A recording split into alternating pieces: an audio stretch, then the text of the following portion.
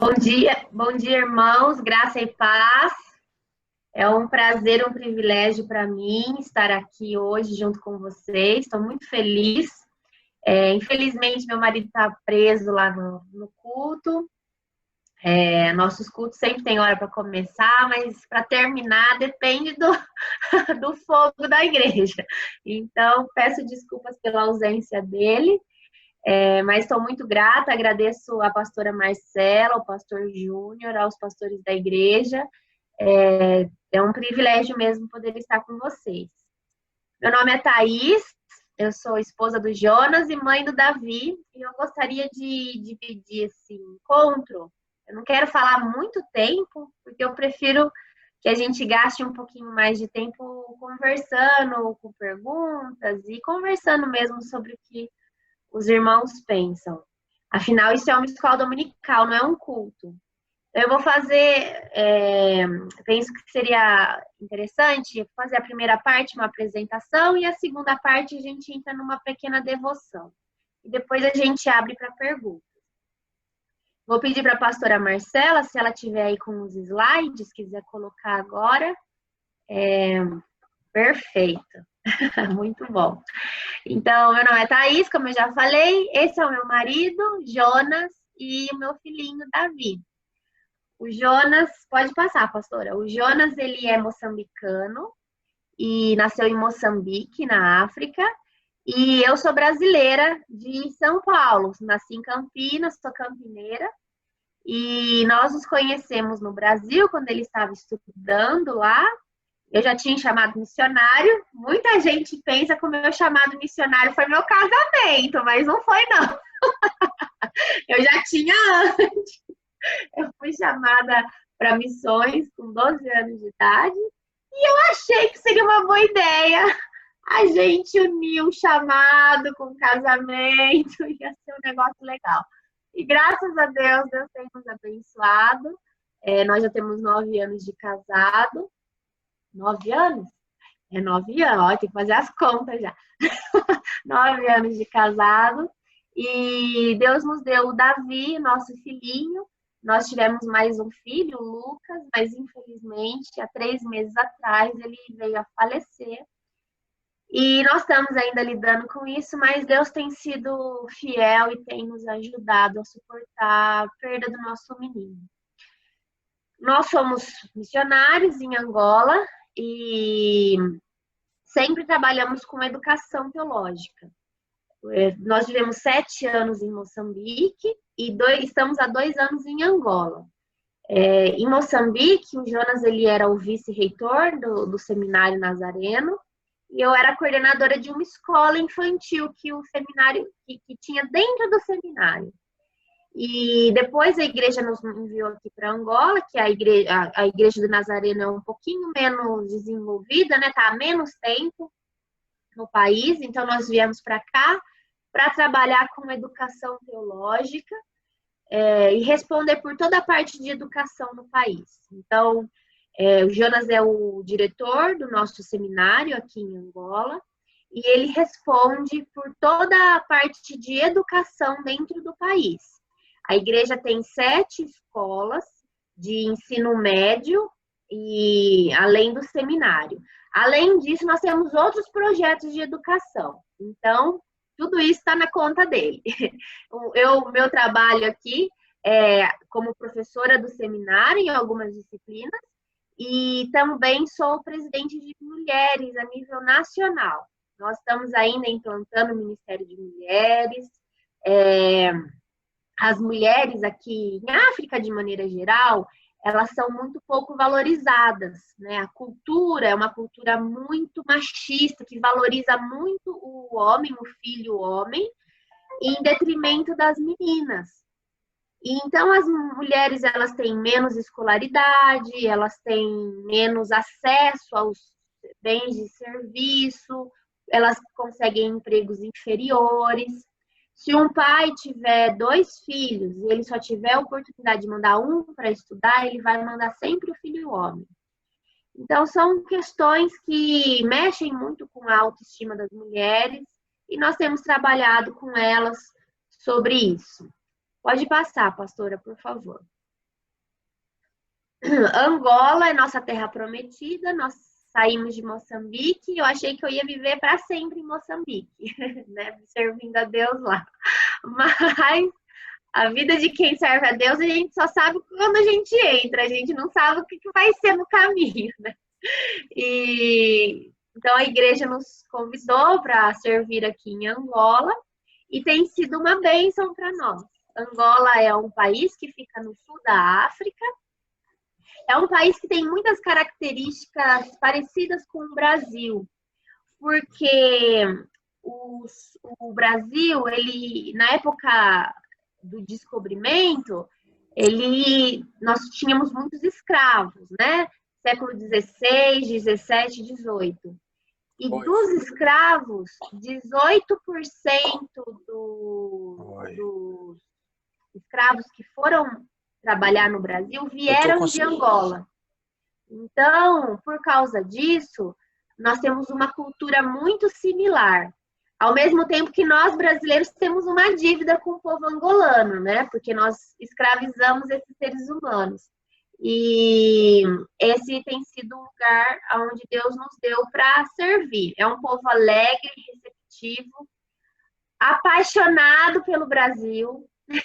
Muitos aqui me perguntam de futebol, eu não tenho a menor ideia de futebol, irmãos. Eu parei de assistir futebol na época do Ronaldinho, o fenômeno. Imagina, né? Então faz um tempo já que eu não acompanho. Mas o pessoal gosta muito de perguntar, de falar sobre futebol. Eu finjo que entendo tudo e falo, muito bom, Neymar, não sei o quê. E, enfim, é um povo muito alegre, muito receptivo, culinária maravilhosa, clima muito bom também. E tem sido uma bênção de Deus poder servir a Deus e a igreja angolana. Pode passar, pastora. Quero falar um pouquinho sobre a Igreja do Nazareno em Angola. Esse ano nós completamos 20 anos de presença em Angola. Então, nós chegamos aqui no ano 2000. A igreja hoje possui 13.500 membros, que estão divididos em 7 distritos e 11 províncias. Província seria um estado, né? Só que aqui, ao invés de serem estados, nós chamamos de províncias. Nós temos 150 pastores que atendem essa membresia aí. Desses 150 pastores, apenas 15 possuem teologia. Irmãos, isso é um dado que deve nos fazer orar muito. Porque a qualidade da igreja, ela está diretamente relacionada à qualidade da nossa liderança. Nós temos um povo apaixonado pelo evangelho. Se eu tiver oportunidade aqui ao longo da minha fala, eu vou contar algumas histórias de pastores que têm feito grandes sacrifícios pelo evangelho. Vou dar o exemplo de um que eu conheci. Ele é um pastor que ele é deficiente físico. As pernas dele são atrofiadas, ele anda com as mãos. Então, todo domingo ele veste uma luva assim de borracha, ele vai andando até um transporte público, ele sobe, eles chamam de táxi aqui, né? Seria uma van. E ele viaja 1 hora até a sua igreja, ele desce no ponto, ele caminha com as mãos mais 40 minutos, numa areia, numa poeira, até chegar à sua igreja. Ali ele faz o culto, ele visita os irmãos, e no final do dia ele volta para casa, fazendo todo esse percurso sozinho. Ele coloca a Bíblia dentro de um saco plástico e amarra para a Bíblia não ficar empoeirada. Então, assim, é um povo apaixonado por Deus, apaixonado pelo Evangelho, mas, infelizmente, por causa das dificuldades, principalmente materiais, nós temos apenas 15 pastores com teologia, né, formados em teologia. Então, isso significa que 135 pastores não possuem nenhuma formação teológica. Nós temos um seminário aqui. Esse seminário foi construído há pouco tempo com recursos de uma mãe que perdeu seu filho, uma irmã nazarena dos Estados Unidos. Ela tinha um único filho, ela deu uma moto para esse filho de aniversário, o rapaz foi dar uma volta, ele estacionou, estava conversando com a amiga dela, um outro motorista alcoolizado bateu e matou esse menino na hora. E nos Estados Unidos, eles têm aquela coisa de guardar dinheiro para os estudos do filho, né? Essa mulher, essa irmã, ela doou todo aquele fundo para a universidade do rapaz, para a África, para Angola, e com esse valor nós conseguimos construir o Seminário Nazareno. Então, nós louvamos a Deus porque essa mulher fez da sua dor uma semente, né? E essa semente tá crescendo e está abençoando a vida de muitos irmãos aqui em Angola. Atualmente, nós temos 16 alunos internos, que é um número pequeno, mas ainda é um número que nós podemos comportar por alguns motivos. Primeiro é a questão da moradia estudantil. Nós temos um dormitório para os rapazes, que ele já está super lotado. Tem rapaz até saindo pelo ladrão, como se diz, né? Eles estão ali, eles dormem ali, nós temos as beliches, as treliches, e eles ficam ali no seminário, mas nós temos alguns desafios de construção para que a gente possa ter mais alunos internos. Então, é a construção de um dormitório maior para os rapazes, um dormitório para as moças, porque nós não temos dormitório, nós temos um quarto improvisado, como nós temos um número menor de moças, e o refeitório e a casa da direção. Então, são desafios. Construir em Angola é muito caro, é muito mais caro do que no Brasil, mas nós cremos que se Deus começou a fazer, Ele vai nos ajudar a concluir, né? Então, por causa disso, nós temos 16 alunos internos. A outra questão é que é muito difícil para os homens saírem das suas províncias e virem estudar no seminário. Por quê? Primeiro, a questão da pobreza. Os homens, como eu falei, eles são o esteio da família. Os filhos homens, eles são muito valorizados porque eles contribuem com as finanças da casa, eles podem trabalhar, enfim, eles fazem parte, mesmo o filho casado. Então, é muito difícil, as nossas famílias já são muito pobres. Então, quando a gente tira um rapaz para estudar no seminário, nós estamos tirando um salário que vai ajudar aquela família, né? E, além disso, tem os custos do seminário. Atualmente, todos os nossos alunos, tanto internos quanto externos, são bolsistas. Nós não temos nenhum aluno que consegue pagar a sua própria mensalidade. Isso porque nós estamos trabalhando com realidades bastante difíceis, irmãos que passam muitas dificuldades, muitas necessidades. Então, quando eles vêm, além de vir estudar, o seminário precisa apoiar com mantas, com toda a alimentação, a moradia, tudo aquilo que aquele jovem vai precisar.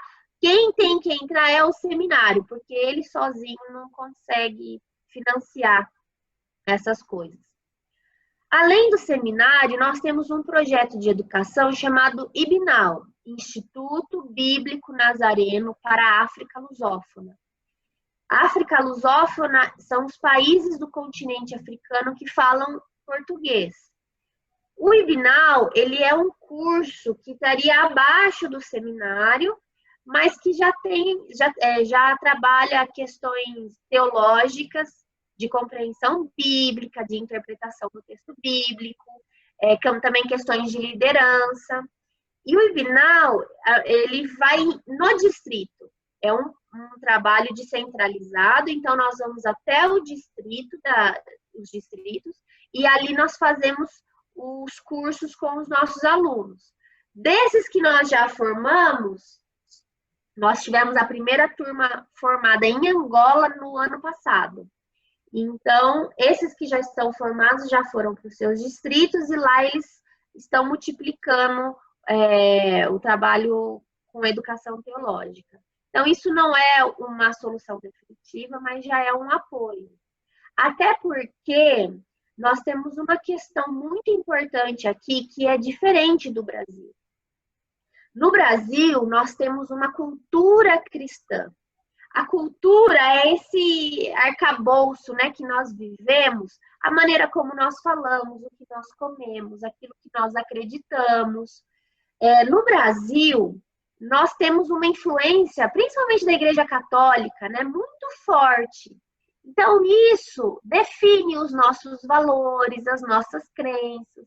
Então, mesmo uma pessoa que nunca pisou numa igreja, que é de uma religião completamente diferente da nossa, ele vai ter valores semelhantes aos nossos, por causa da nossa cultura, que é a mesma.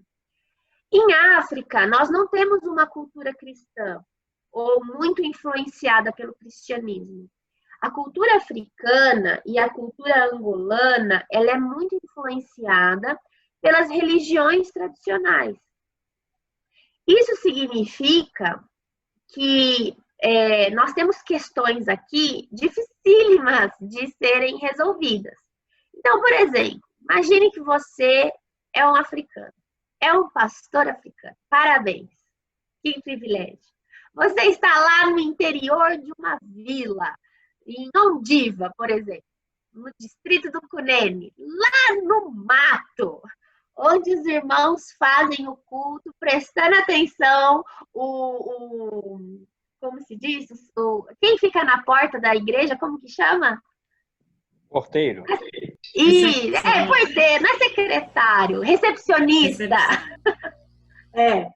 O recepcionista, ele não tem que controlar apenas as crianças, ele tem que controlar se não vai sair nenhum hipopótamo do lago e invadir a igreja. Os hipopótamos, eles são muito perigosos nessas regiões. Então, você é o pastor dessa igreja, parabéns. Aí chega na sua igreja um senhor, num culto muito abençoado, e esse homem se converte. E ele vai falar com você e falar, pastor, me converti, fui salvo por Cristo Jesus.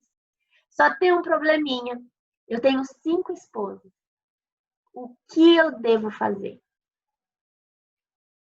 Isso é uma questão comum para nós aqui, porque a poligamia, apesar de não ser legal, né, na Constituição angolana, faz parte da cultura. Assim, é a coisa mais normal do mundo. O que você aconselharia esse irmão a fazer? Ele abandona as 4, fica com a primeira? Mas se ele abandona as 4, ele vai ser um mau testemunho para a comunidade. O que ele faz? E os filhos das outras 4? Então, assim, são questões difíceis, irmãos.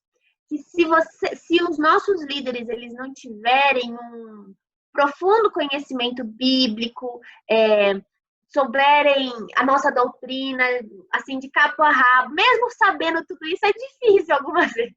Há situações que nós oramos e falamos, meu Deus, e agora?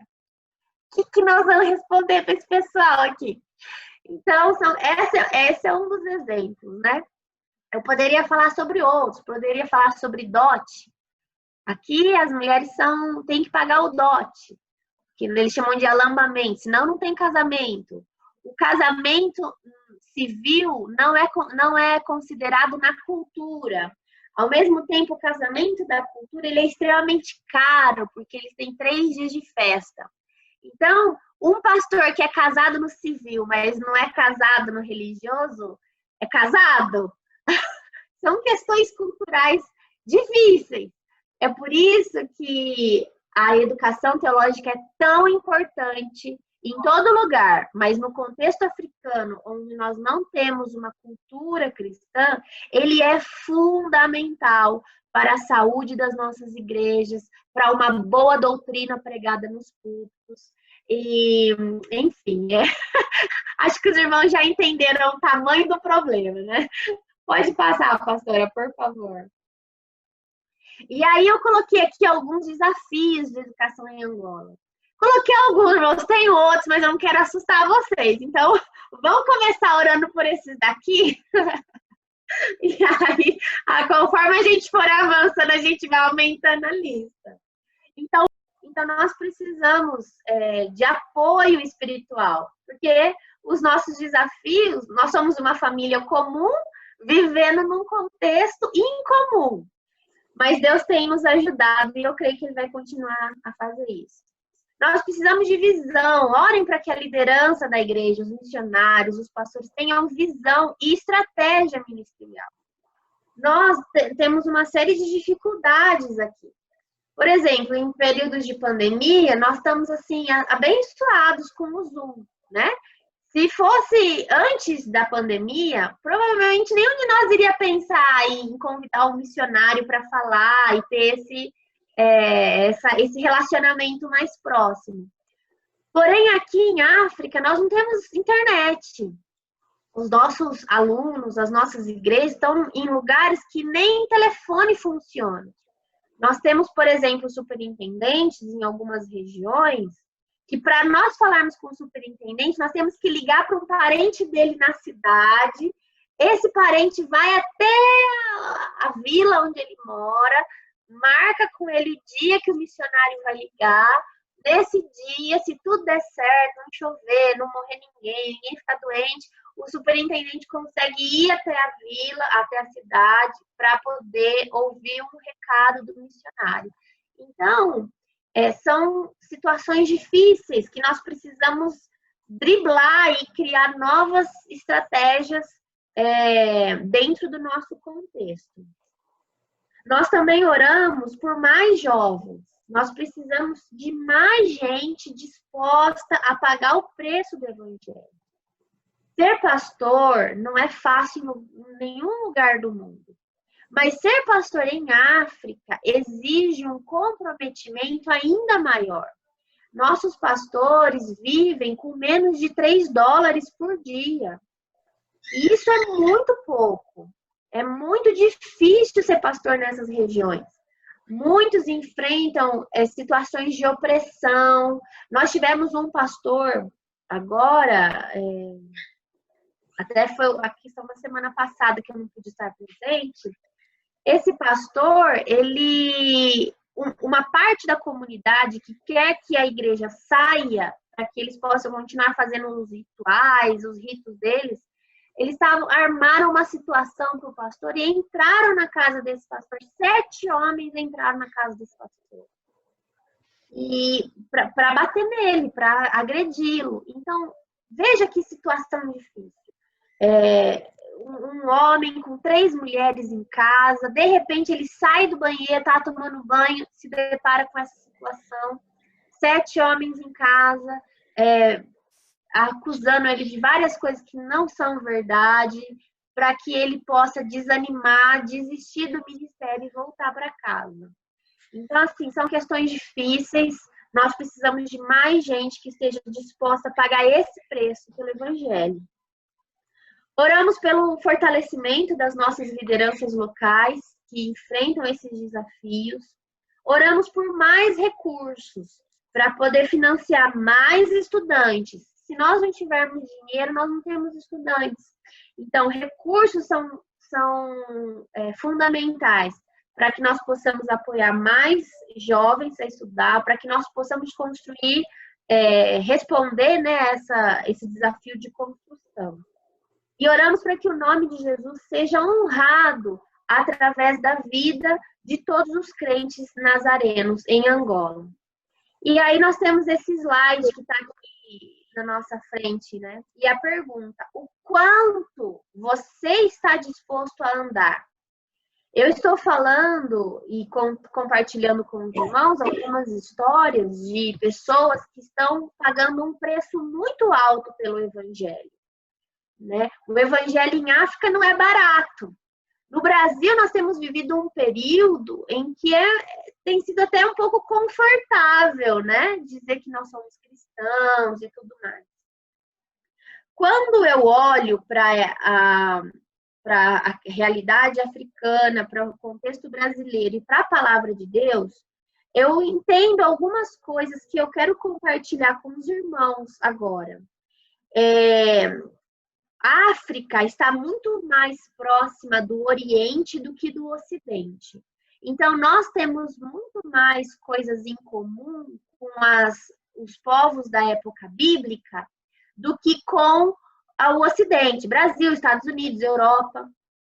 E uma das coisas que eu acho muito bonito na cultura africana está relacionado ao seu objetivo de vida. Para que você nasceu? Você já se fez essa pergunta? Para que você nasceu? Por que Deus teve essa ideia de colocar você no mundo? No Brasil, no Ocidente de maneira geral, nós entendemos que nós nascemos para ser felizes, né? Como pastores, provavelmente pastores e líderes que estão aqui vão compartilhar comigo dessa situação. Quantos casais nós já... Pode desligar o slide, pastora, já não vou falar mais sobre ele. Muito obrigada. Quantos casais nós já aconselhamos que estavam em crise conjugal, que falaram assim, pastor, eu não quero mais ser casado, porque eu quero ser feliz. Esse homem não me faz feliz, ou essa mulher não me faz feliz. E aí a gente tenta ajudar e, né, ver o que está acontecendo. Essa ideia da felicidade, ela não existe na África. Porque na África, ninguém nasceu para ser feliz. Você nasceu para servir a sua comunidade, para ser útil. Então, eu nunca, em 9 anos de ministério, eu nunca aconselhei nenhuma pessoa que estivesse querendo tomar uma decisão porque ela não estava feliz. As pessoas aqui, elas são movidas pelo seu propósito de vida, pela sua utilidade. E é por isso que o africano, ele é muito forte em relação ao sofrimento. Eu, como compartilhei com os irmãos, eu acabei de enterrar um filho, né? Nós tivemos o Lucas, é o nosso segundo filho, ele viveu 4 dias, era uma criança prematura. Nós estamos no interior de Angola, nós não temos recursos médicos aqui e presos com a pandemia.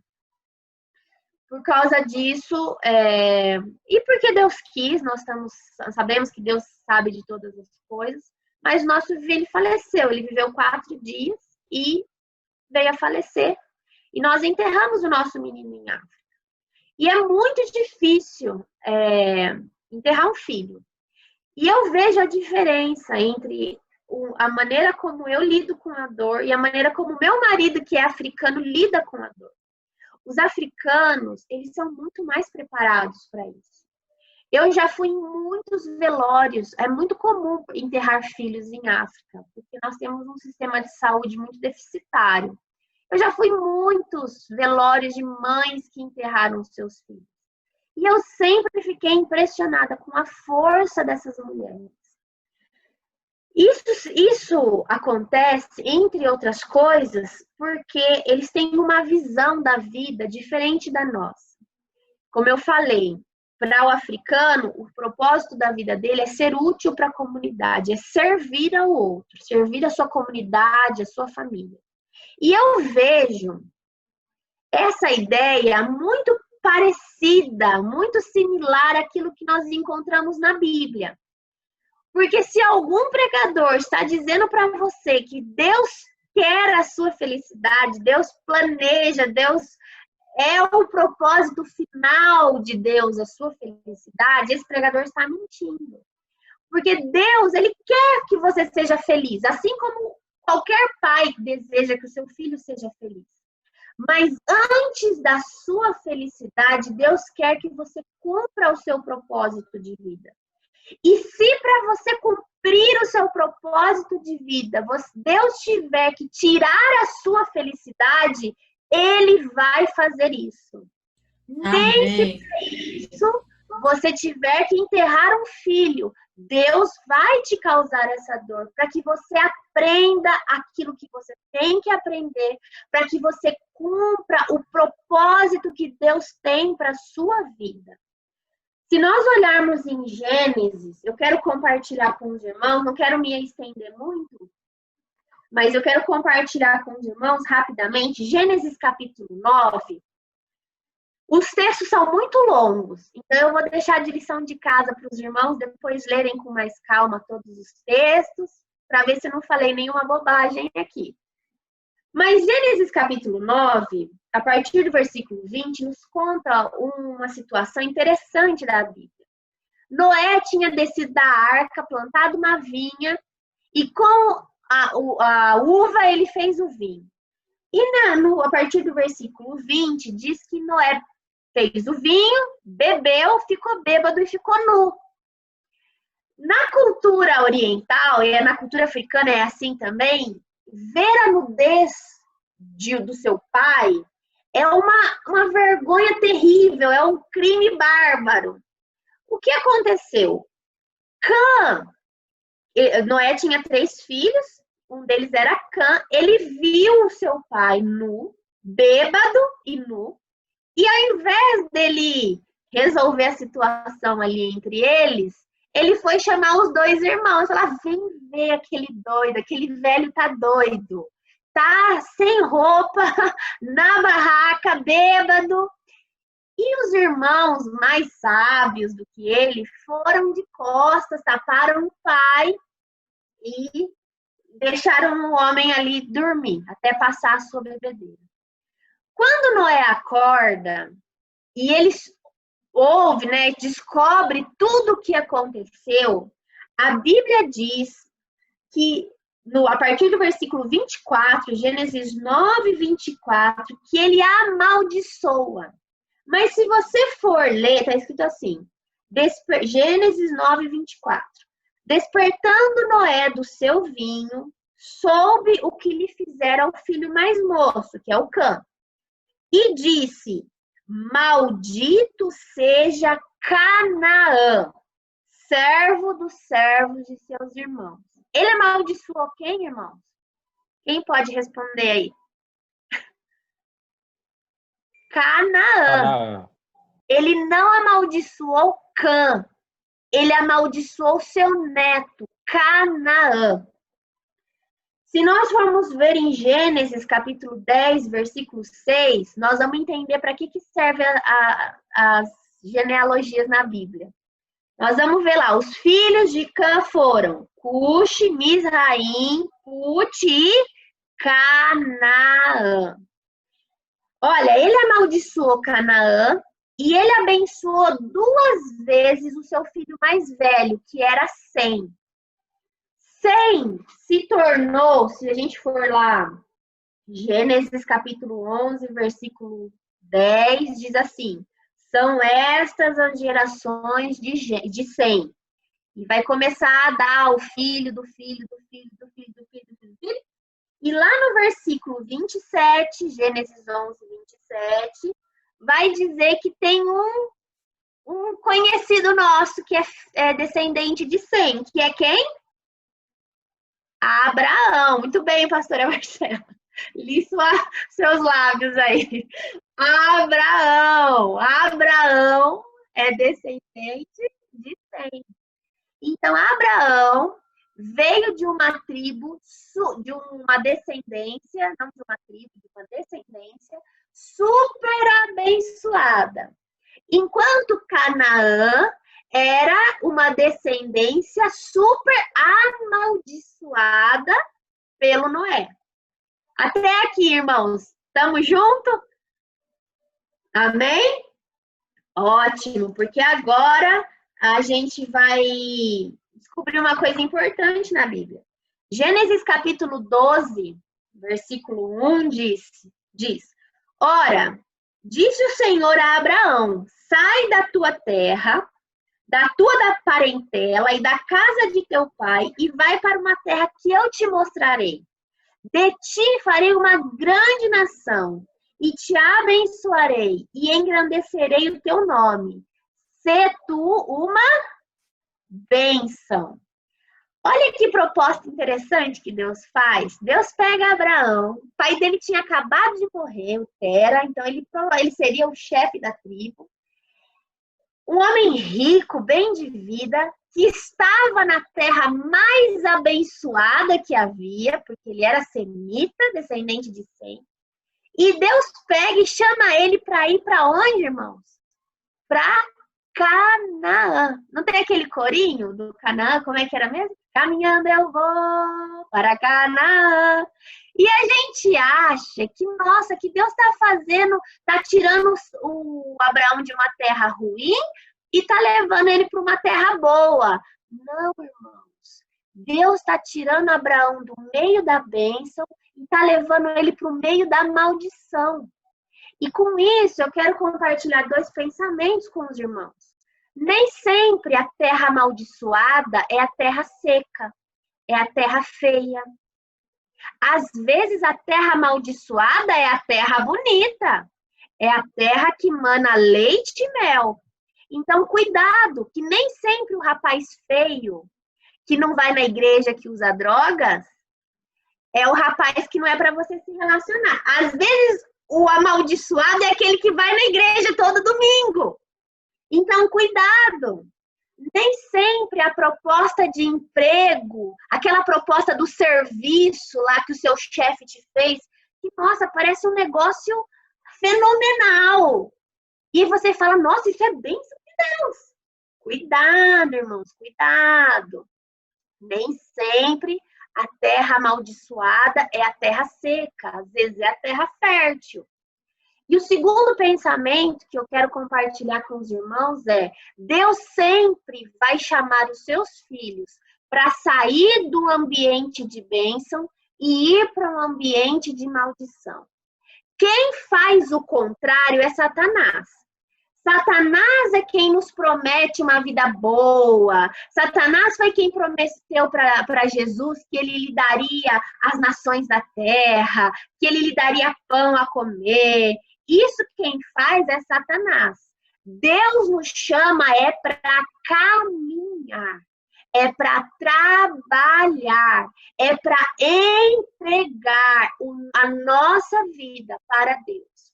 Então, irmãos, o que eu quero compartilhar com vocês hoje é: qual é o preço que você está pagando pelo Evangelho? O quanto você está disposto a caminhar? Porque se você, irmão, está orando para que Deus te dê um carro, uma BMW, com um tanque cheio e fale, quando eu estiver assim, aí, Senhor, eu vou evangelizar as nações. Irmãos, quem vai te dar esse carro é Satanás, para que você pegue esse carro e vá para o shopping, não vai fazer mais nada.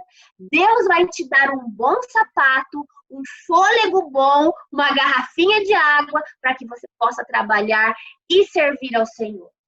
Que essa palavra desafie o seu coração, esquente assim, ó, como eu estou aqui, pregando até para os vizinhos aqui do lado. Que ela esquente o seu coração, que você assim seja desafiado a servir ao Senhor, a pagar o preço de viver o verdadeiro evangelho. Porque qualquer coisa mais fácil do que isso é um evangelho que não nos leva para o céu. Deus abençoe, muito obrigada. Eu vou deixar agora para vocês fazerem perguntas e a gente poder conversar. Glória a Deus! Aleluia! Amém! Que palavra! Eu ficaria aqui até igual puta africano, por mim seria bebê africano. É por isso que dura, porque o negócio quente. Glória a Deus. Amém, glória a Deus, que palavra, né? Eu estou em lágrimas, eu vi alguns olhinhos aí também, mas é desafiador. E como, né? Meu Deus, fui chicoteado essa manhã. E eu quero deixar aberto para comentários, perguntas para a Thaís sobre os desafios africanos. Se você tem alguma curiosidade, não sei se todos aqui ouviram o exemplo que ela deu do pastor com deficiência que tem suas pernas atrofiadas e caminha para ir pastorear, né? E pega eu só estou relatando que eu sei que pessoas chegaram depois, mas pega um transporte público, uma van.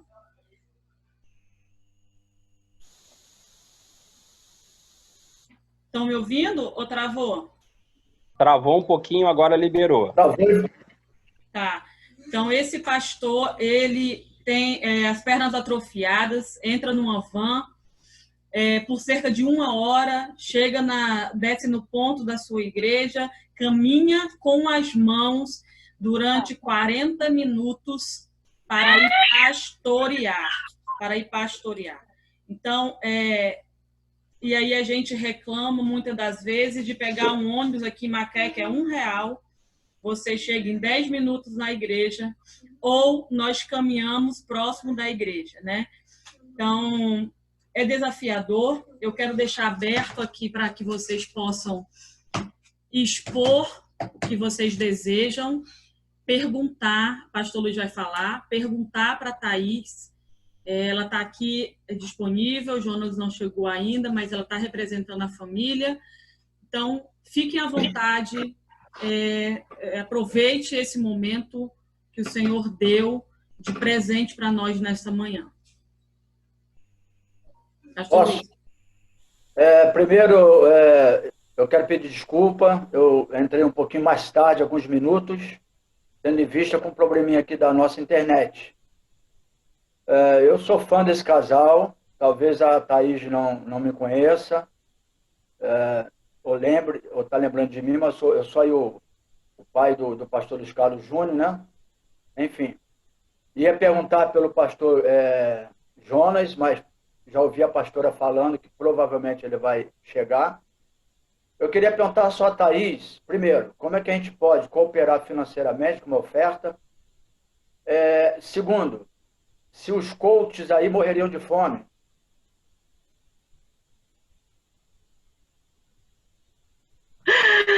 Ô, pastor, prazer enorme estar com o senhor. Eu lembro, sim, do senhor de algumas visitas lá na igreja ou no seminário. Prazer enorme estar aqui. O Jonas está na igreja, daqui a pouquinho, se Deus quiser e der tempo, né, ele vai estar aqui conosco. Bom, para nos apoiar financeiramente, é muito simples, é só nos dar dinheiro que a gente recebe. A maneira de fazer pode ser depositando numa conta. Nós temos uma conta no Brasil, ou por Western Union, né? Essa seria a melhor maneira, a igreja envia direto para cá, para Angola, mas às vezes as pessoas têm alguma dificuldade, não tem Western Union na cidade. Então, nós temos uma conta nossa no Brasil, que as pessoas podem depositar.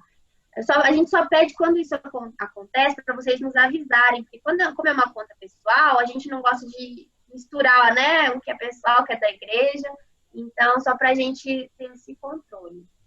Os coaches aqui morreriam de fome, eles deveriam morrer de fome em qualquer lugar do mundo, porque nós vivemos, no Brasil principalmente, né, nós não podemos achar que é no mundo inteiro assim, mas no Brasil nós estamos vivendo a teologia do coach, né?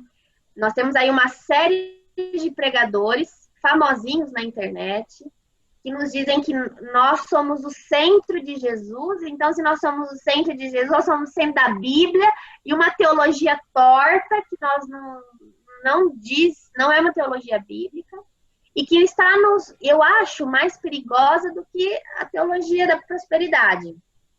E na teologia da prosperidade, pelo menos a pessoa tinha que fazer alguma coisa, né? Tinha que se mexer um pouco. Ela é ruim, pecaminosa, eu até diria, mas pelo menos ela tinha que fazer alguma coisa. Agora, a teologia do coach, você é amado, aceite que você é amado e você não precisa fazer nada.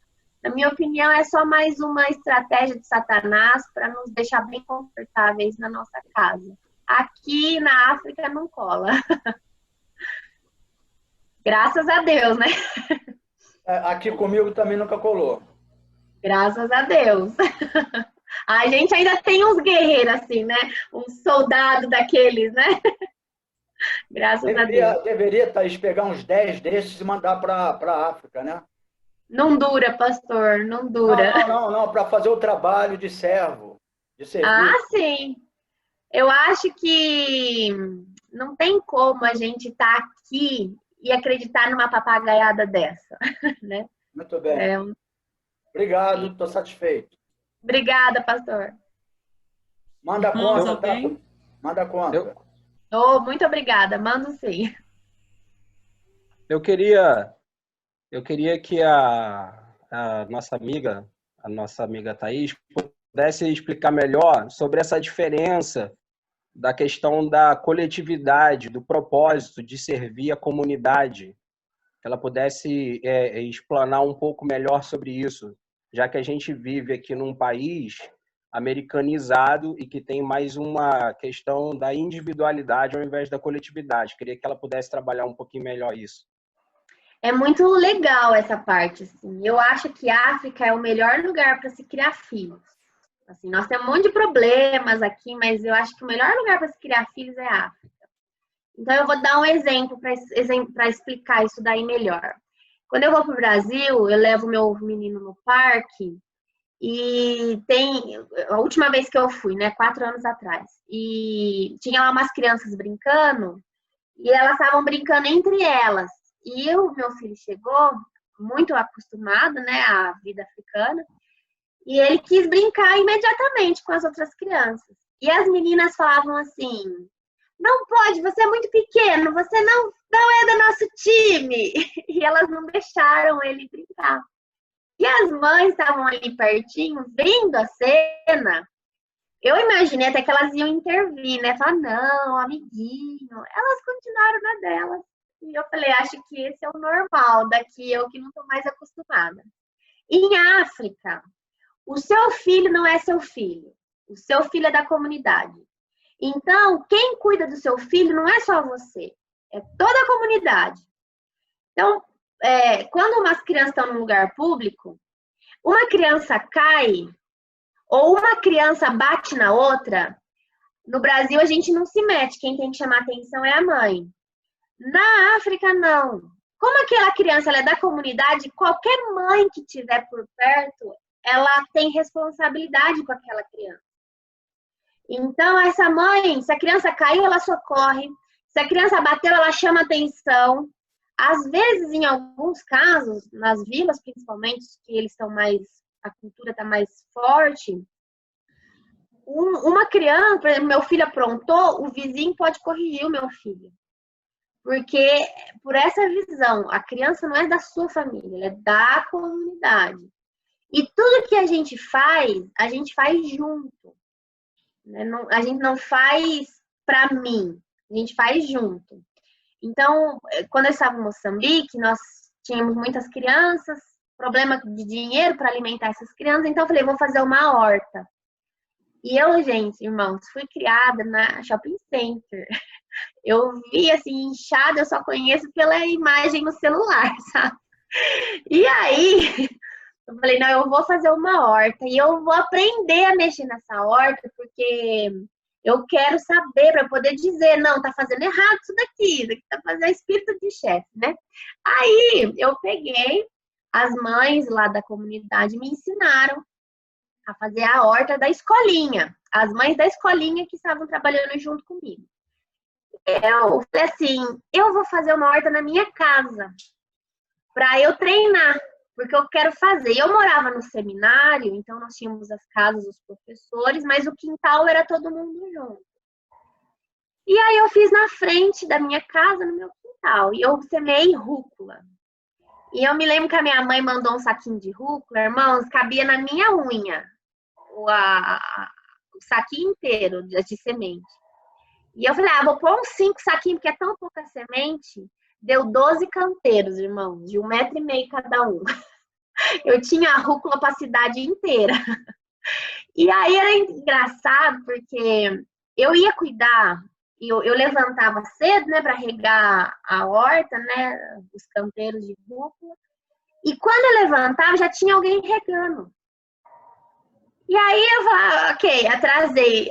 Mais tarde eu vou chegar mais cedo. Aí no final do dia eu ia regar, tinha outra senhora regando. E eu tinha que fazer E eu falava, irmãs, eu agradeço muito a ajuda de vocês, mas é que eu tô querendo aprender a mexer nesse negócio que eu tô. E elas falaram, não, mamãe, tá aprendendo, mas nós vamos fazer junto, porque aqui a gente trabalha junto. Irmãos, eu semeei a rúcula cresceu, eu colhi a rúcula, eu comi a rúcula, e até hoje, irmãos, eu não sei o que é cuidar de um canteiro de rúcula sozinho. porque aquelas mulheres não me E eu fui acordando cada vez mais cedo, sabe? Chegou uma hora, o meu marido falou, mas são 4h30 da manhã, você vai levantar para regar canteiro? Porque cada vez que eu acordava mais cedo, alguém acordava mais cedo que eu. Então, isso é comunidade. Comunidade, a gente compartilha as dores e a gente divide as alegrias. É maravilhoso isso aqui. Então, ou seja, quando a gente vê na televisão, agora eu escutando a irmã falando, o sofrimento lá, os africanos, lá na Angola, países africanos, província, o sofrimento, eles não tem importância o sofrimento, porque até no jeito da gente ver, os cultos deles, eles são alegres, eles usam a dança, e a dança é alegria, tá dançando, que a gente sabe que é um povo sofrido, mas o sofrimento para eles, eu acho que não tem tanta importância, no meu ver, que a alegria supera o sofrimento. Não é que não tem importância, não é que não dói no fundo do coração, dói, mas a maneira como ele interpreta o sofrimento é diferente. Eu vou dar um exemplo para a irmã, para tentar ficar mais claro. 2 mulheres que sofreram a mesma violência. Uma entende que ela foi vítima do agressor. A outra entende que ela foi uma sobrevivente do agressor. Qual você acha que vai ter uma vida mais feliz, vai conseguir superar aquela agressão melhor? A que se considera vítima ou a que se considera sobrevivente? A que considera sobrevivente. Com certeza. A questão do sofrimento em África não é que não dói. É muita dor. Mas a maneira como esse povo enxerga o sofrimento, ele transforma a maneira como ele vai viver esse sofrimento. Entendi. Se eu puder dar um exemplo, pessoal, eu não sou africana, mas eu sou casada com um africano e estou numa família africana e vivo aqui há muitos anos. Eu amo esse povo, eu nem penso em voltar para o Brasil. E quando eu estava grávida do meu filho, um pouquinho antes de ficar grávida do meu bebezinho, meu segundo, Deus falou para mim, eu estava buscando a Deus porque eu queria um tempo novo de Deus na minha vida, e Deus falou assim para mim, eu vou mudar a sua vida. Quando Deus falou isso para mim, eu pensei assim, minha cabeça ocidental, Deus vai pegar o cardápio de coisas que eu desejo, vai pegar aquela que eu quero mais e vai me dar. Era isso que eu pensava. Eu compartilhei com uma mentora, uma irmã, uma pastora que eu considero mentora, e eu compartilhei a palavra e eu falei, aquilo que eu estou orando há anos, Deus vai me dar. Olha, Deus vai mudar a minha vida. E aí eu tive o meu filho. Deus me deu outras palavras, eu não vou entrar muito aqui por causa do tempo. E eu enterrei meu filho. Meu filho estava bem, ele nasceu bem, ele viveu 4 dias muito bem. De repente, ele teve uma parada cardiorrespiratória. Estava no hospital muito limitado de recursos, né? Era o melhor daqui, mas era limitado de recursos. Eu ajudei o médico a ressuscitar o meu filho. E eu não sou da área da saúde. Mas assim, o médico falava, aspira, pega não sei o quê, segura, faz assim no coraçãozinho dele. E imagina, irmãos, é muito difícil fazer isso, né? E aí, meu filho faleceu, nós não temos família aqui, fui eu que investi meu filho, que limpou meu filho, fui eu que levei meu filho na morgue, fui eu que busquei meu filho na morgue, eu e meu marido, né? E enterrei meu filho. E quando eu voltei para casa, eu sentei assim com Deus e falei assim, então me diz agora, Deus, porque o Senhor falou que ia mudar a minha vida e o Senhor me fez enterrar um filho na África. Que ideia é essa? E nesse momento, eu entendi, irmãos, porque o sofrimento é a única coisa que nos transforma. A alegria nos torna egocêntricos. Você já viu um casalzinho? Lembra aí quando você estava namorando com o seu namorado, com seu marido? Comecinho de namoro. O que você fez? Você largou suas amigas, seus amigos. Você queria ficar só com ele, não é? Esquecia da família. A mãe falava, volta às 10. Você voltava meia-noite, porque você queria ficar com ele. A alegria nos torna egocêntricos. O sofrimento nos transforma. Se Deus me prometeu que Ele ia mudar a minha vida, a única experiência que Ele podia me dar era uma experiência de sofrimento. Se você está passando por uma experiência de sofrimento, agradeça a Deus, porque Ele vai mudar a sua vida através dessa experiência. É difícil, eu choro ainda, irmão. Eu choro, é muito difícil. Mas Deus está cumprindo a sua palavra.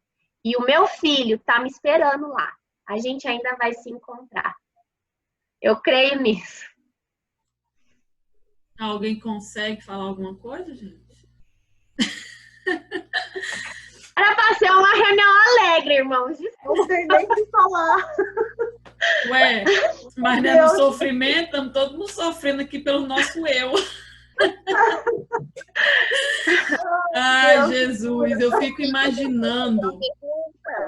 Pode, Ju, faça. Eu não vou falar que ele já tem vergonha, né?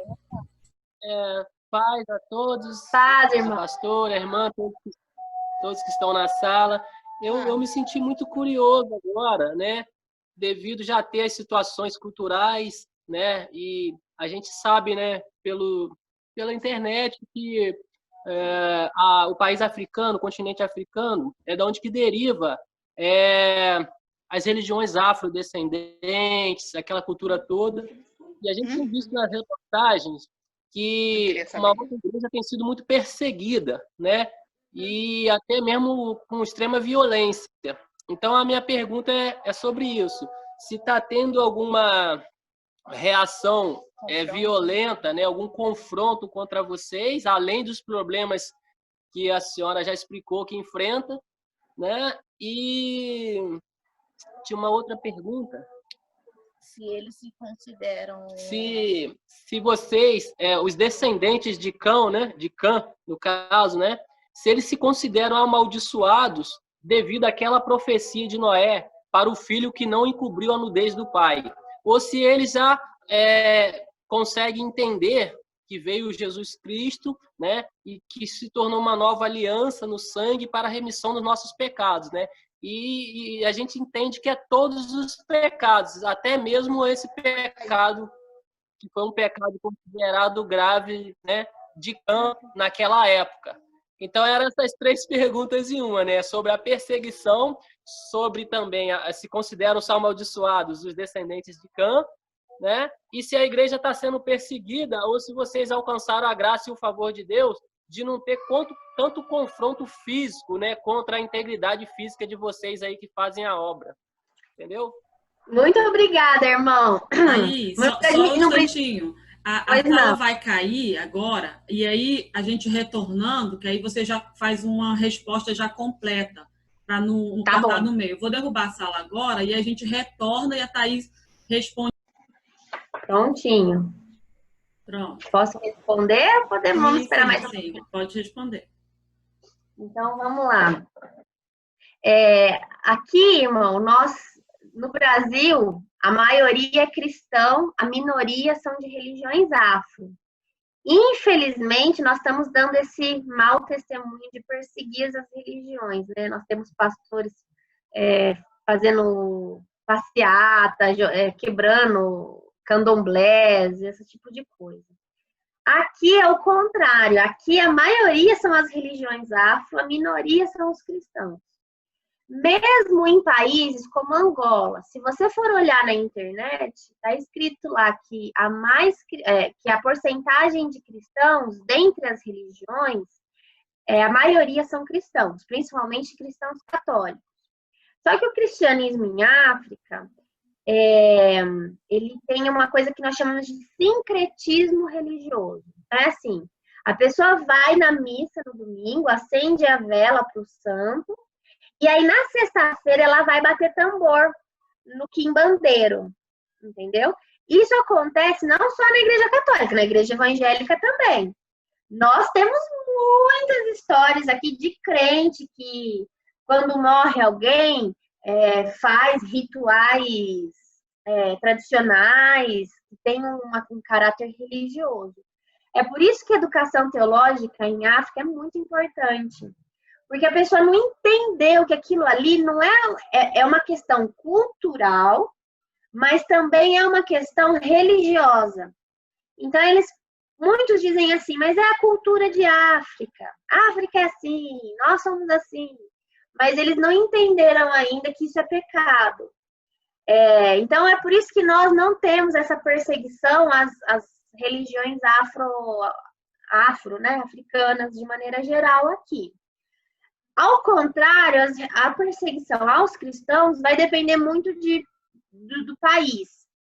Nigéria, por exemplo, é um país que tem muita perseguição religiosa. Moçambique, principalmente na parte norte, porque nós temos um número enorme de muçulmanos no norte de Moçambique, que inclusive está em guerra ainda.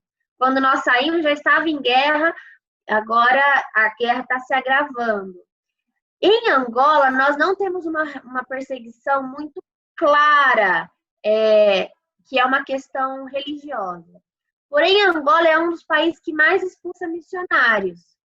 Porque eles têm a perseguição ocorre através das leis. Então, por exemplo, nesses últimos 2 anos, que é o tempo que nós estamos aqui, nós temos visto muitas igrejas indo embora.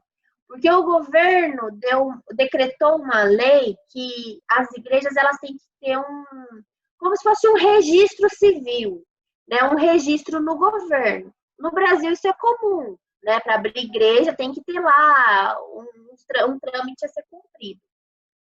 Só que para abrir a igreja, nós precisamos ter 130 mil membros. 130 mil membros. Nós estamos há 20 anos em Angola, nós temos 13 mil.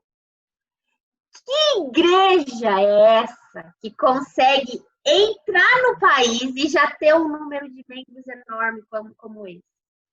Então, essa é uma prática para fechar a igreja em Angola. Nós louvamos a Deus porque a Igreja do Nazareno, quando ela entrou no ano 2000, o primeiro missionário, que se chama Jonas Mulati também, é um moçambicano também, é vizinho dos meus sogros de Moçambique. Olha como o mundo é pequeno, né?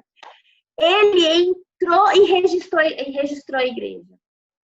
Depois disso, as leis começaram a mudar e aí ficou muito mais difícil. Então, se ele tivesse demorado um pouquinho mais, a Igreja do Nazareno não poderia estar legalmente em Angola. Mas, como ele fez isso, nós estamos aqui. E a perseguição, irmão, a gente entende a perseguição como uma coisa ruim, né? Ninguém quer morrer. Eu não quero morrer, não. Eu quero viver bastante tempo ainda. Porém, a perseguição, ela é a regra na história da igreja. A exceção é os tempos de paz, que é o que nós estamos vivendo agora. E a perseguição é o que mais trouxe benefícios para a igreja, porque a igreja cresceu, a igreja amadureceu, e a igreja conquistou o mundo. Se não tivesse tido perseguição, provavelmente só o povo judeu que estaria ali ainda convertido e tal. Então, a perseguição ela é ruim, nenhum de nós quer morrer pelo evangelho, mas a perseguição é um presente de Deus em muitas situações. Em relação à questão de Cã, os descendentes de Cã ou da antiga Canaã, hoje é o pessoal da Palestina, né? Eles não têm... ali é uma quantidade de pessoas que se dividem entre árabes e judeus. Eles não têm um arcabouço bíblico, teológico, acredito eu, né? Não sei se estou errada, para entender essa questão da maldição de Cã. muitas pessoas ao longo da história diziam que os descendentes de Cã eram os africanos, porque eles eram negros e por isso eles deveriam ser escravizados. Essa foi uma das desculpas, né, que os europeus davam para a escravização de africanos. Era porque eles eram os descendentes de Cã. Mas não, isso não é verdade, o sangue de Jesus já nos libertou e já está tudo pago na cruz. Nós já estamos livres disso daí. Eu não sei se eu respondi as perguntas do irmão ou se ficou faltando alguma coisa.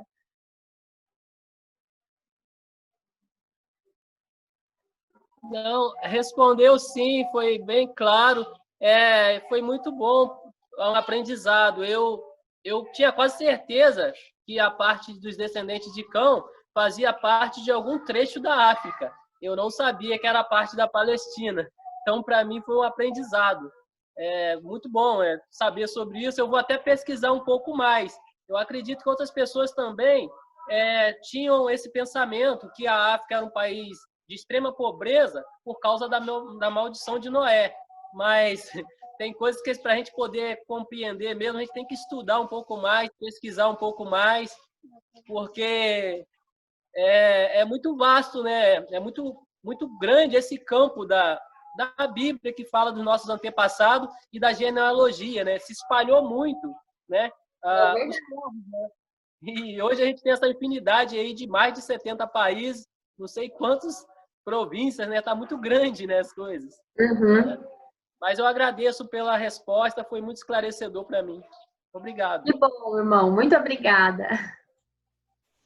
Nós estamos no último link. A Thaís aí deve estar com o estômago já chegando nas costelas. O tempo já são lá já 13 horas, não é? Não, 15h29 agora. 15, eu ia falar isso, 15. Então, se alguém quer mais fazer alguma pergunta, fazer algum comentário, aproveitem, gente. Olha, a África veio ao Brasil, o Brasil foi a África. Vamos embora. Ô, Marcela, a gente está aí, né? Porque ontem teve, né, com as crianças e, assim, o assunto de casa foi a culinária. Então, assim, já chorei bastante, eu fui muito chateada. Deixa eu rir um pouquinho, me conta um pouco da culinária. Que a minha pequena disse que o próximo viagem dela é para a África e ela quer comer de tudo. Que você teve de mais desconforto quando foi para ir, né? O menino, arroz, feijão, bonitinho. Como é que sua adaptação, como é que eu estaria você nessa maneira aí? De transformar todo um hábito, todo um costume e se acostumar com a cultura da África. Então, cultura africana não é fácil não, irmão. Tem partes boas, tem partes difíceis, mas é uma bênção. Não foi fácil, foi bem difícil.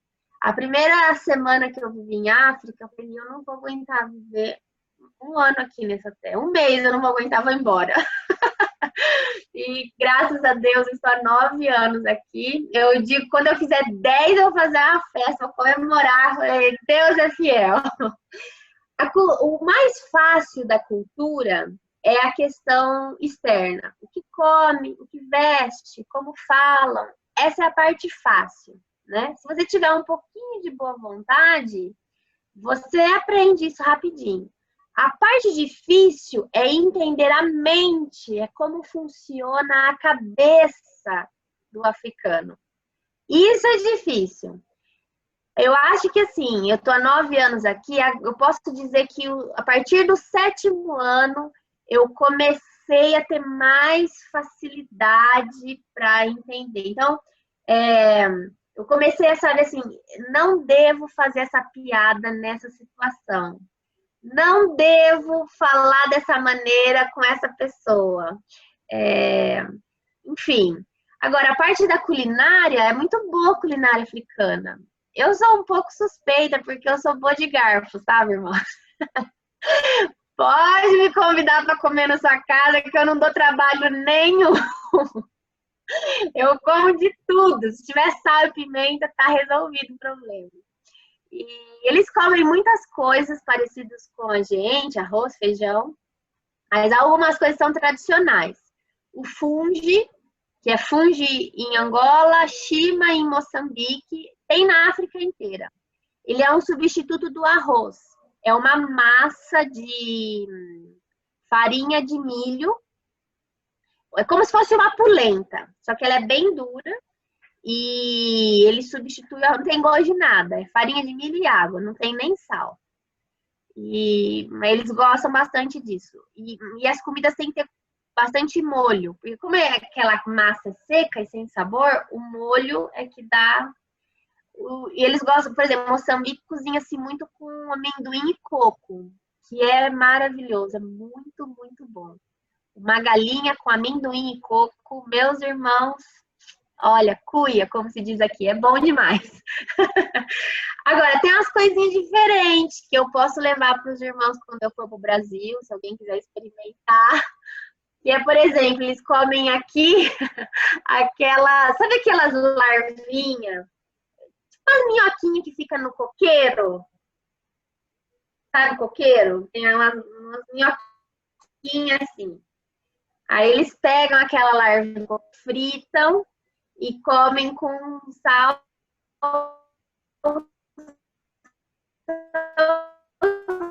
e pimenta. É muito vai comer aquelas lesminhas fritas. Em Moçambique, eles gostam de comer no norte um ratinho assim. Eles chamam de ratinho da machamba. Machamba é horta. Então é um ratinho que ele é nascido e criado ali naquela hortinha. É um ratinho limpinho, sem problema nenhum, sem doença, nada. Então eles pegam aquele ratinho, abrem ele, tiram aquelas coisinhas de dentro, dá temperadinha e assa no espeto, assim, ó, na brasa. Também show de bola. Passarinho. Passarinho é frango, irmãos. Sabe esses passarinhos que a gente visita no nosso quintal? Esses passarinhos comem também. É um franguinho. É um mini frango. É até bonitinho de servir. Que mais? Uma vez eu estava na porta, estava no seminário, estava um barulho na porta da minha casa, eu abri e falei, o que, gente? O que está acontecendo aqui? Os alunos estavam pegando, sabe aqueles bichinhos de luz? Que ele vive na terra, mas aí eles saem na época do verão, eles ficam na luz. E eles falaram, nós estamos pegando, esqueci o nome, tinha o nome lá. Aqui é vagalume, é isso? Não é vagalume, não? Ele não acende, ele só é como se fosse um mosquitinho, mas que fica na luz e tem umas asinhas grandes. Sim, sim. É como se fosse cupim, não? Exatamente, como se fosse cupim. Aí eu falei, mas gente, vocês estão fazendo essa confusão na porta da minha casa? Eu tinha uma luz, né, bem na porta. Nós estamos pegando aqui os negócios, aqui, os bichos aqui. Eu falei, mas o que vocês vão fazer? Nós vamos comer, missionária. Não tem delícia isso daqui. E o meu marido é africano, irmão, mas ele não come nada, viu? Ele virou campineiro. Nunca na vida, ele nunca provou. Ele virou campineiro, né, Thaís? Ele fala assim, irmãos, eu não como que me faz mal, mas a minha esposa come, pode dar pra ela. Aí o meu marido falou assim, brincando, né? Falou assim, nossa, que delícia. Quando vocês fizerem, vocês trazem pra eu provar. E não é que os meninos fizeram? Eles tiram as asinhas, eles fritam e depois jogam sal e comem. E eles foram lá em casa. Missionária, vocês vieram trazer um pratinho para missionária. Aí eu falei, olha, o meu marido não tá. Ele, porque homem é bem sortudo, né? Eu falei, ele não tá, ele tá lá embaixo dando aula. Aí eu falei, não, mas vou deixar com a missionária. Depois a missionária me entregaram uma cumbuquinha assim e ficaram na porta assim. Prova, missionária, prova! Eu falei, não, gente, vou provar daqui a pouco que eu vou almoçar. E eles assim, prova, missionária, prova! Aí, irmãos, ali, ó, é um amendoim. Imagina que é um amendoim e tá tudo certo. Mas das coisas mais estranhas que eu comi. Tem outras, mas nunca provei. E aí, pastora, vamos na África passear? Eu vou levar uns congelados. Trazendo um domingo de verdade, né? Colocar uns congeladinhos de umas carnes, a gente leva na bagagem e a gente chega lá. Faz umas bolachas recheadas. Vou tomar um chá que vai tirar o apetite. Aí a gente sobrevive. Ai, gente, muito bom. Eu queria só... não sei se alguém tem mais alguma coisa para falar, mas eu observei... Eu quero fazer uma pergunta. Faça, irmã. Acho que tá acabando o link. A Thaís quer comer, tadinha. Vai. Tá bom, é rapidinho. Uma perguntinha bem básica. Pois não. Assim, você disse no princípio que você recebeu o chamado, né, para missões com 12 anos de idade, né? Isso. De você, sim. Às vezes é uma dúvida que eu tenho, entendeu? Assim, a respeito assim, de como você recebeu esse chamado, como você teve a convicção de que realmente era isso que Deus tinha para sua vida e como você recebeu isso. Porque às vezes a gente recebe isso no nosso coração, e eu entendo que Deus chama, que Deus fala com a gente e tudo, mas tem aquela questão do coração ser enganoso, né? Então, assim, queria saber de você como você recebeu isso e como você teve essa convicção. Bom, eu entendo o que a irmã está falando. Tem gente que acha tão bonito ser missionário ou ser pastor, que acaba indo ser missionário e ser pastor sem chamado, né? Geralmente essas pessoas desistem, não aguentam o preço do ministério. Porque o que nos segura no campo, irmãos, não é casamento, não é salário, é o chamado. Sem chamado, você não permanece no campo missionário. Mas então, no meu caso foi assim, eu tinha 12 anos e eu fui num culto de adolescentes, né? Eu era da Igreja do Nazareno Central, de Campinas, tinha um culto de adolescente, e eu não ia sempre. Porque eu fazia muito trabalho fora, meu pai também é pastor, mas eu ia de vez em quando. Só que naquele dia o culto havia sido cancelado, porque era a primeira conferência missionária que a Igreja Central tinha organizado. E eu não sabia. Eu liguei para minha mãe e falei, mãe, não vai ter culto. E meus pais são daqueles cristãos, sabe, ponta firme. Eles falaram, que bom, culto missionário, bom culto para você, Deus te abençoe. Ou seja, esquece, não tem chance, foi para a igreja, fica na igreja. E eu fui, fiquei lá, não achei nenhuma amiguinha, todos os adolescentes fugiram, só tava eu lá. E eu sentei para assistir o culto, começou tal, o pastor Flávio pregou, hoje ele é pastor titular da Central. Ele pregou e antes da pregação dele passou um vídeo mostrando imagens de missionários na África, tinha uma música e tal. E eu assistindo aquele vídeo, eu falei no meu coração, falei, ai Deus, eu queria fazer alguma coisa por esse povo. Mas eu não estava pensando em servir integralmente a Deus, né? Porque o meu pai é pastor e eu dizia, Deus, eu ia ser a melhor crente, a dizimista mais fiel da igreja, mas eu jamais seria nem pastora, nem missionária, nada. Dá muito trabalho isso daí. Os crentes são muito difíceis. E aí, Deus falou comigo, falou, então você vai ser... Então eu quero que você vá ser missionária na África. Não, ele não me falou na África, ele falou, eu quero que você vá ser missionária. E eu levei um susto, porque eu tinha 12 anos, eu nunca tinha ouvido a voz de Deus, assim. Eu não sei se eu ouvi aqui, não sei. Eu ouvi. E eu me lembro que eu cheguei em casa, minha mãe foi me buscar, e eu cheguei em casa, eu falei, meu pai estava dormindo. Eu acordei meu pai e falei, preciso fazer uma reunião com vocês. Meu pai sentou de um lado, minha mãe sentou do outro, meu pai meio dormindo assim. Eu falei, Deus me chamou para ser missionária, eu vou ser missionária. E meu pai meio dormindo falou, tá bom, filha, Deus te abençoe, bom caminho que você tá seguindo, achando que era coisa de criança.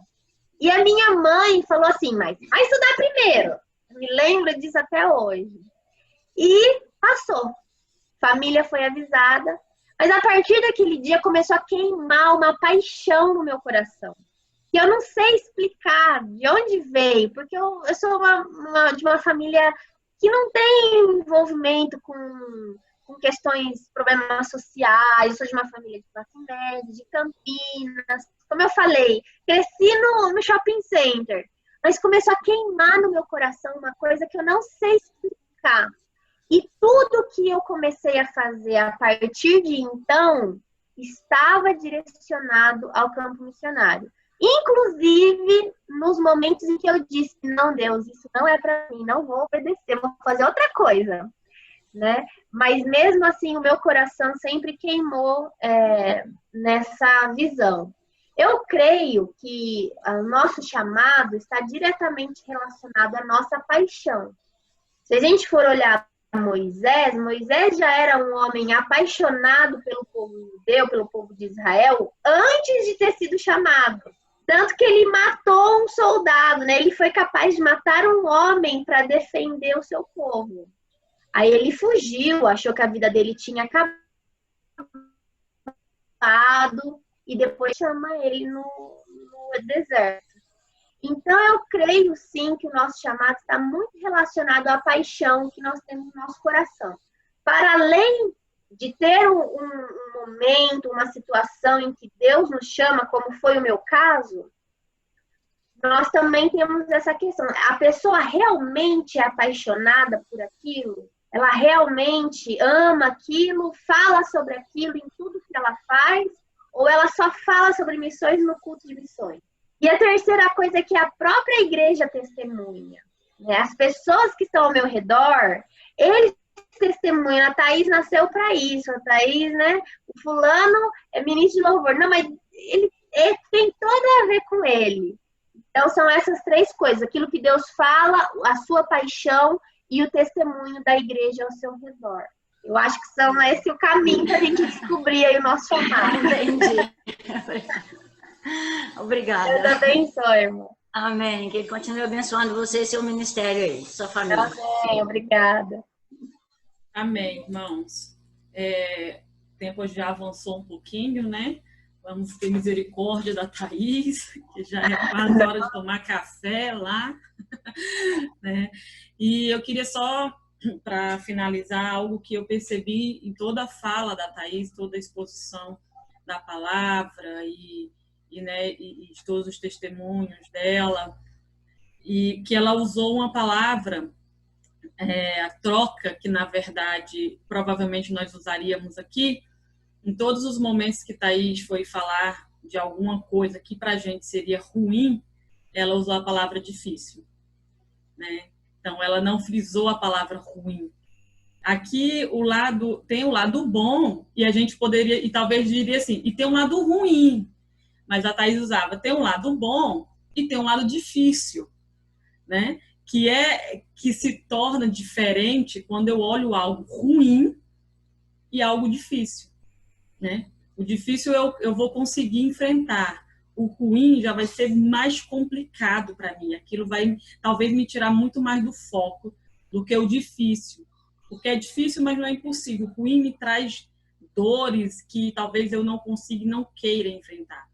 E Thaís usou bastante a palavra difícil. Isso significa que eles conseguem, pela misericórdia de Deus, olhar de forma possível de vivenciar, de viver cada passo e cada situação ali na Angola e no continente africano. Então, eu queria agradecer muito de coração, que momento maravilhoso.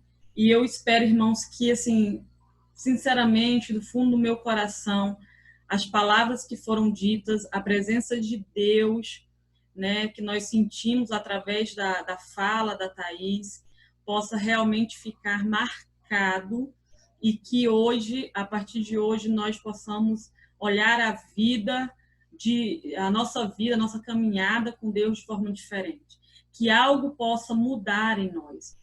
Né, que nós possamos, como brasileiros, olhar como africanos, né, que nós possamos encarar o evangelho de uma forma africana, vamos dizer assim, trazendo para o momento aqui, né, trazendo para essa oportunidade que nós tivemos.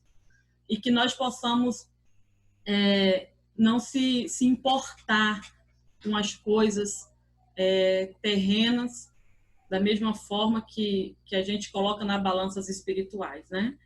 Então, que algo possa ter mexido, e não ter mexido só nas emoções, que eu vi, né, que eu mesma me emocionei, eu mesma, né, senti, principalmente como mãe, no relato da Thaís, da perda do Lucas, e eu senti, mas que não seja apenas uma emoção minha, mas que seja realmente o trabalhar do Espírito Santo em nossas vidas.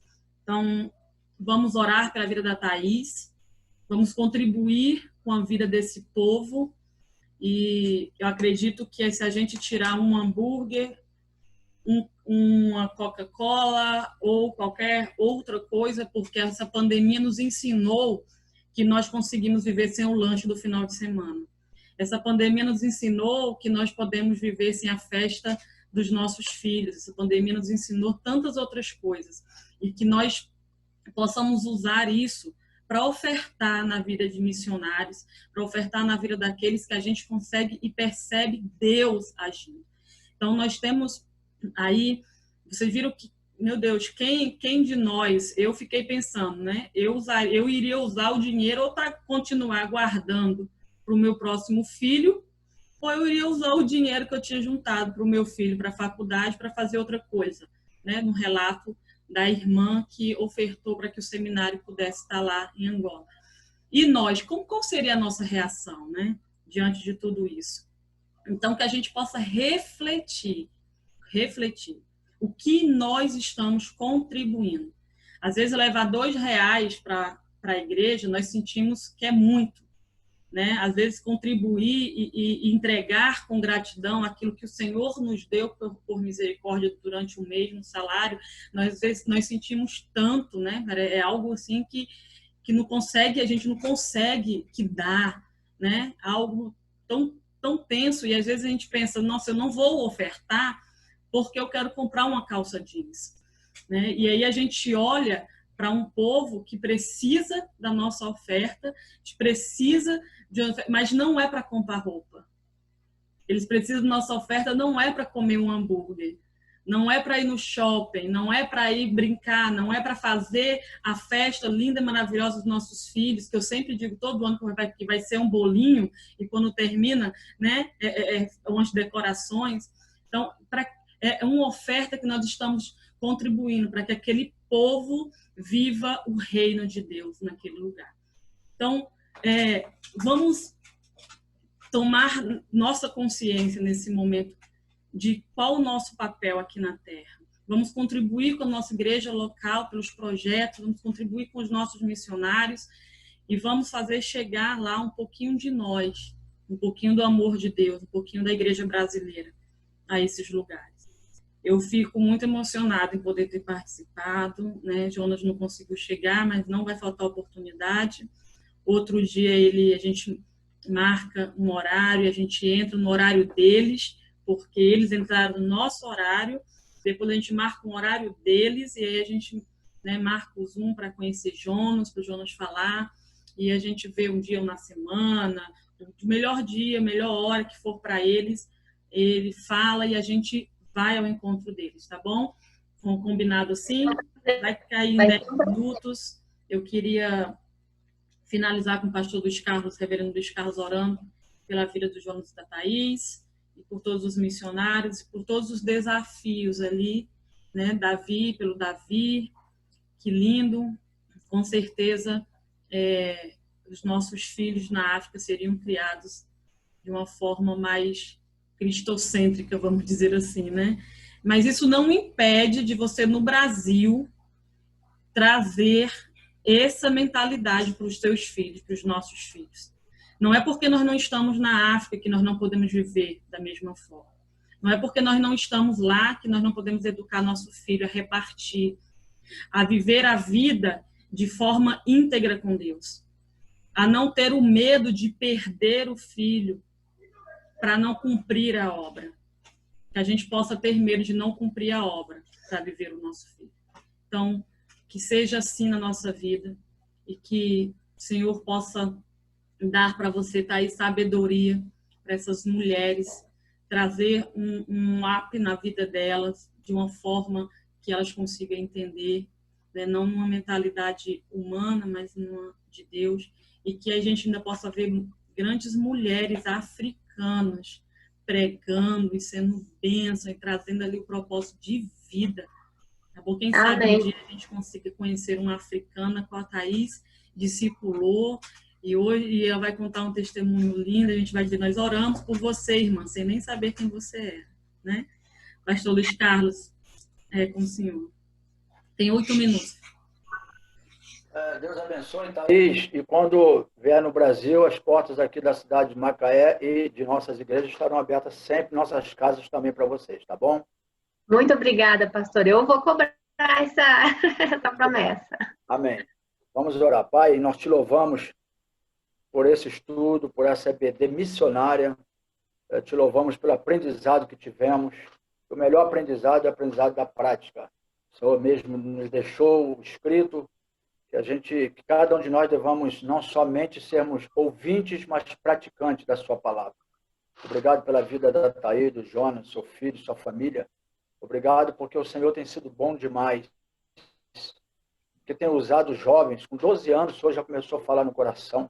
Muito obrigado. E às vezes a gente não entende esse chamado. Eu também tenho esse chamado, mas meu chamado foi dentro do meu próprio país. O Senhor usa cada um dentro de um contexto, dentro de uma necessidade.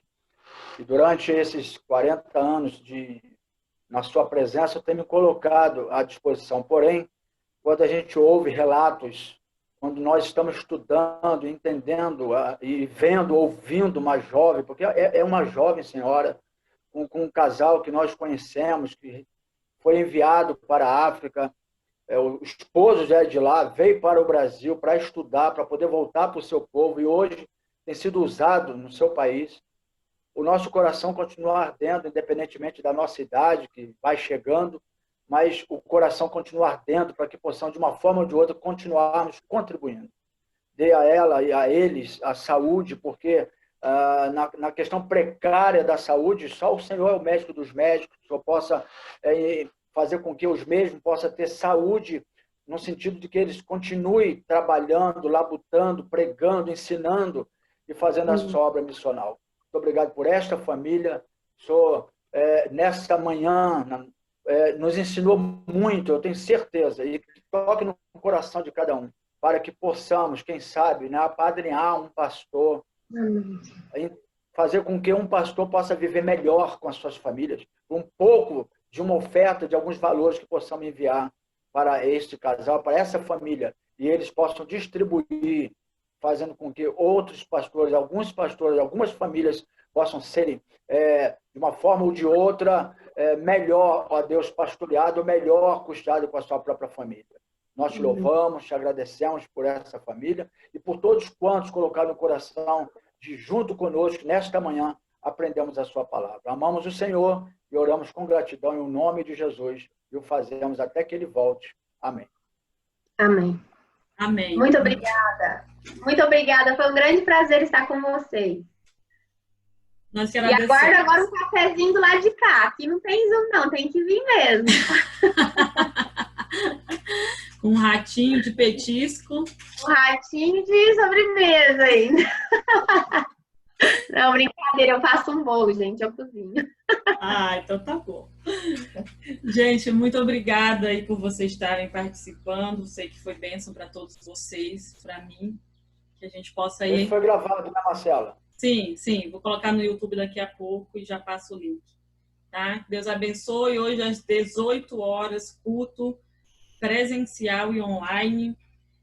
Coloquei lá no YouTube, dividi lá na playlist. Então, já está bem organizado o canal. Divulguem, enviem. Aquilo que é bom para mim é bom para o outro. Então, é uma forma de evangelizar.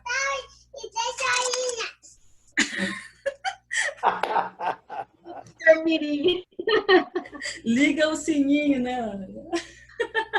Tá bom, gente. Paz. Bom almoço. Lembre-se do ratinho. Ops, não lembre-se do ratinho, senão não come.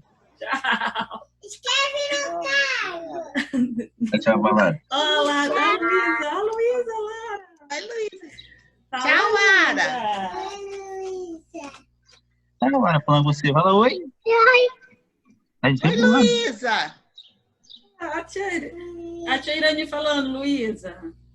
Fala, oi. Oi, fala.